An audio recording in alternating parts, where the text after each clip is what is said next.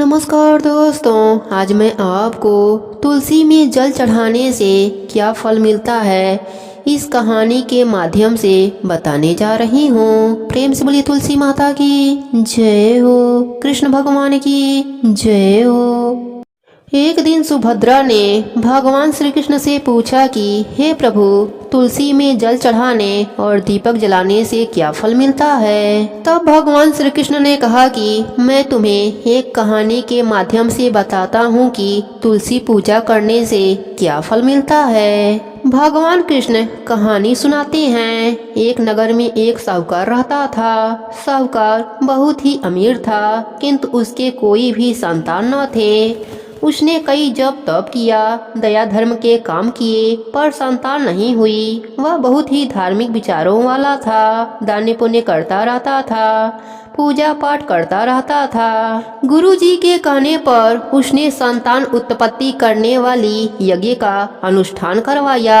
यज्ञ देव प्रसन्न हुए और प्रकट होकर साहूकार को पुत्र प्राप्ति का वरदान दिया। साथ ही बताया कि यह पुत्र 18 वर्ष की आयु में मृत्यु को प्राप्त हो जाएगा। जिस दिन इसकी आयु 18 वर्ष पूरी होगी, उसी दिन आधी रात को इसकी मृत्यु हो जाएगी। साहूकार घबराकर बोला, हे प्रभु, यह क्या वरदान दे रहे हैं, ऐसा अनर्थ ना करें। यज्ञ देव बोले, मुझे जो कहना था वह मैंने कह दिया, मेरा कहा हुआ टाला नहीं जा सकता।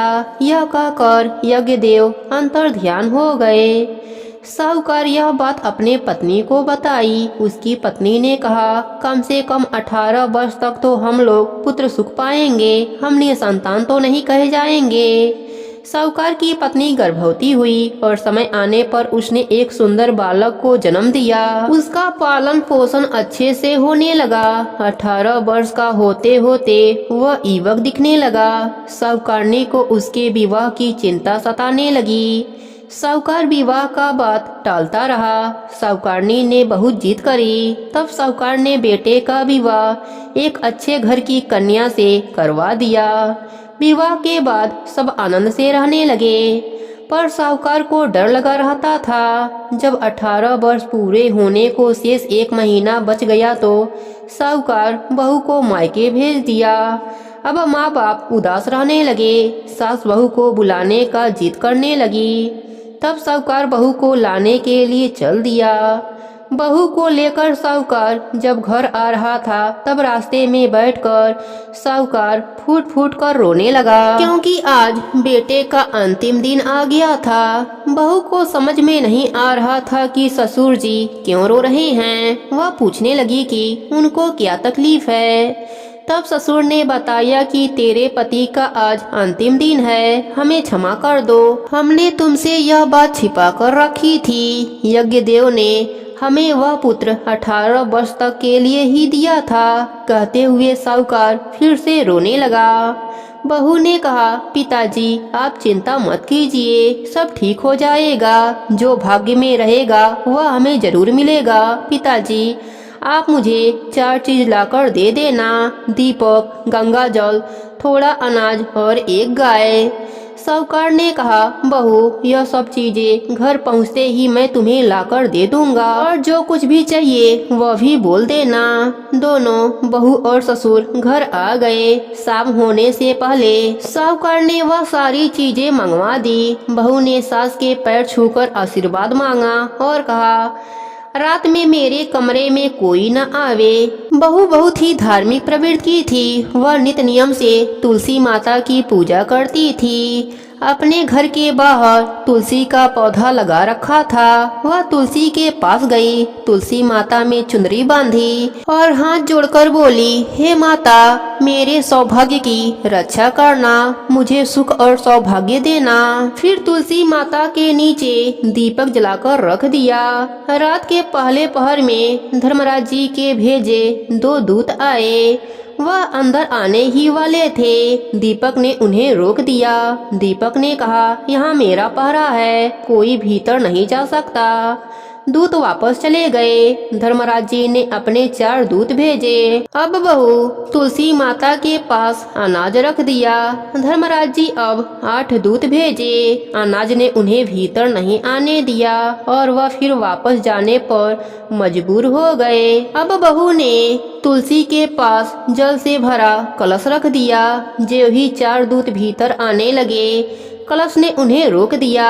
चारों दूत वापस लौट गए। अब धर्मराज जी ने 16 दूत भेजे। तुलसी माता ने उन्हें अंदर नहीं आने दिया और बोली, मैं तुम्हें और तुम्हारे नरक को भस्म कर दूंगी, तुम यहाँ से लौट जाओ। दूत डरकर वापस धर्मराज जी के पास चले गए। अब धर्मराज जी को गुस्सा आया और उन्होंने 32 दूत भेजे। अब इधर बहू ने गाय माता को तुलसी क्यारे के पास लाकर बांध दिया और हाथ जोड़कर गाय माता से प्रार्थना करने लगी, हे गाय माता, आप मुझे सुख सौभाग्य का आशीर्वाद दीजिए। गाय माता ने कहा, हे पुत्री, तुम चिंता मत करो, मेरे रहते हुए तुम्हें कुछ नहीं होगा। फिर दूत आए, तब गाय माता खड़ी हो गई, बोली कि पहले मुझे मारो, उसके बाद मेरे पुत्री का सुहाग ले जाना। दूत गाय माता के आगे हाथ जोड़कर कहने लगे, हे गाय माता, आप हमारा रास्ता मत रोकिए,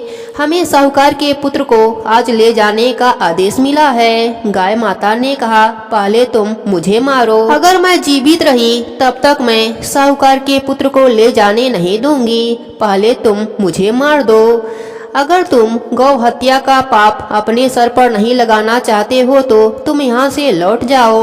दूत उदास होकर लौट गए। अब तो धर्मराज जी को बहुत गुस्सा आया और वह तुरंत भैंसे पर सवार होकर साहूकार के घर आ गए। बहू ने धर्मराज जी को देखा, फिर क्या था, बहू हाथ जोड़कर धर्मराज जी की स्तुति करने लगी। ओम यम धर्मराज मृत्यु अंतक वैवस्तक काल सर्वभूत क्षय औदुम्बर दग्ध नील परमेष्टि वृकोदत्त चित्र और चित्रगुप्त, इन 14 नामों से पुकारे जाने वाले भगवान धर्मराज जी को नमस्कार है, जिनका मुख दाढ़ों के कारण विकराल प्रतीत होता है और टेढ़ी भौहों से युक्त आंखें क्रूरता पूर्वक जान पड़ती है, जिनके शरीर में ऊपर की ओर उठे हुए बड़े बड़े रोम हैं तथा ओठ भी बहुत लंबे दिखाई देते हैं, ऐसे आप धर्मराज जी को नमस्कार है। आपके अनेक भुजाएं हैं, अनंत नख तथा कंजगिरी के समान काला शरीर और भयंकर रूप है, आपको नमस्कार है। भगवान, आपका भेष बड़ा भयानक है, आप पापियों को भय देते, काल दंड से धमकाते और सब प्रकार के अस्त्र शस्त्र धारण करते हैं। बहुत बड़ा भैंसा आपका वाहन है, आपके नेत्र दागते हुए अंगारों के समान जान पड़ते हैं, आप महान हैं। मेरु पर्वत के समान आपका विशाल रूप है, आप लाल माला और वस्त्र धारण करते हैं, आपको नमस्कार है। कल्पांत के मेघों की भांति जिनकी गंभीर गर्जना और प्रलयकालीन वायु के समान प्रचंड वेग है, जो समुद्र को भी पी जाते हैं, संपूर्ण जगत को ग्रास बना लेते हैं, पर्वतों को भी चबा जाते हैं और मुख से आग उगलते हैं, उन भगवान धर्मराज जी को नमस्कार है। भगवान, अत्यंत घोर और अग्नि के समान तेजस्वी काल रूप मृत्यु तथा बहुत से रोग आपके पास सेवा में उपस्थित रहते हैं, आपको नमस्कार है। आप भयानक मारी और अत्यंत भयंकर महामारी के साथ रहते हैं, पापियों के लिए आपका ऐसा ही स्वरूप है, आपको बारंबार नमस्कार है। वास्तव में तो आपका मुख खिले हुए कमल के समान प्रशंसा से पूर्ण है, आपके नेत्रों में करुणा भरी है, आप पितृ स्वरूप हैं, आपको नमस्कार है। आपके केस अत्यंत कोमल हैं और नेत्र भावों की रेखा से सुशोभित है, मुख के ऊपर मूछें बड़ी सुंदर जान पड़ती है, पके हुए बिल्व फल के समान लाल ओठ आपकी शोभा को बढ़ाते हैं, आप 2 भुजाओं से युक्त स्वर्ण के समान क्रांतिमान और सदा प्रसन्न रहने वाले हैं, आपको नमस्कार है। आप सब प्रकार के आभूषणों से विभूषित रत्नमय सिंहासन पर विराजमान, श्वेत माला और श्वेत वस्त्र धारण करने वाले तथा श्वेत छत्र से सुशोभित हैं, आपके दोनों दिव्य नाड़ियां खड़ी होकर हाथों में सुंदर चमर डुला रही हैं, आपको नमस्कार है। गले के रत्नमय हार से आप बड़े सुंदर जान पड़ते हैं। रत्नमय कुंडल आपके कानों की शोभा बढ़ाते हैं। आपके हार और भुजबंद भी रत्न के ही हैं तथा आपके किरीट में नाना प्रकार के रत्न जड़े हुए हैं। आपकी कृपा दृष्टि सीमा का अतिक्रमण कर जाती हैं। आप मित्र भाव से सबको देखते हैं। सब प्रकार की संपत्तियां आपको समृद्धिशाली बनाती हैं। आप सौभाग्य के परम आश्रय हैं तथा धर्म और अधर्म के ज्ञान में निपुण सभासद आपकी उपासना करते हैं। आपको नमस्कार है। संयमपुरी की सभा में शुभ्र रूप वाले धर्म शुभ लक्षण सत्य चंद्रमा के समान मनोहर रूपधारी सम दूध के समान उज्जवल दम तथा वरासरजिंद विशुद्ध आचार आपके पास मूर्तिमान होकर सेवा में उपस्थित रहते हैं। आपको नमस्कार है। आप साधुओं पर सदा स्नेह रखते, वाणी से उनमें प्राणों का संचार करते, वचनों से संतोष देते और गुणों से उन्हें सर्वस्व समर्पण करते हैं। सज्जन पुरुषों पर सदा संतुष्ट रहने वाले आप धर्मराज जी को बारंबार नमस्कार है। जो सबके काल होते हुए भी शुभ कर्म करने वाले पुरुषों पर कृपा करते हैं। जो पुरात्माओं के हितैषी सत्पुरुषों के संगी संयमपुरी के स्वामी धर्मात्मा तथा धर्म का अनुष्ठान करने वालों के प्रिय हैं, उन धर्मराज जी को नमस्कार है। जिसकी पीठ पर लटके हुए घंटों की ध्वनि से सारी दिशाएं गूंज उठती हैं तथा जो ऊंचे ऊंचे सिंगों और फुंकारों के कारण अत्यंत भीषण प्रतीत होता है, ऐसे महान भैंसे पर जो विराजमान रहते हैं तथा जिनकी 8 बड़ी बड़ी भुजाएं क्रमशः नाराज शक्ति मूसल खड़ग गदा त्रिशूल पास और अंकुश से सुशोभित है, उन भगवान धर्मराज जी को प्रणाम है। जो 14 सत्पुरुषों के साथ बैठकर जीवों के शुभाशुभ कर्मों का भली भांति विचार करते हैं, साक्षियों द्वारा अनुमोदन कराकर उन्हें दंड देते हैं तथा संपूर्ण विश्व को शांत रखते हैं, उन दक्षिण दिशा के स्वामी शांत स्वरूप धर्मराज जी को नमस्कार है।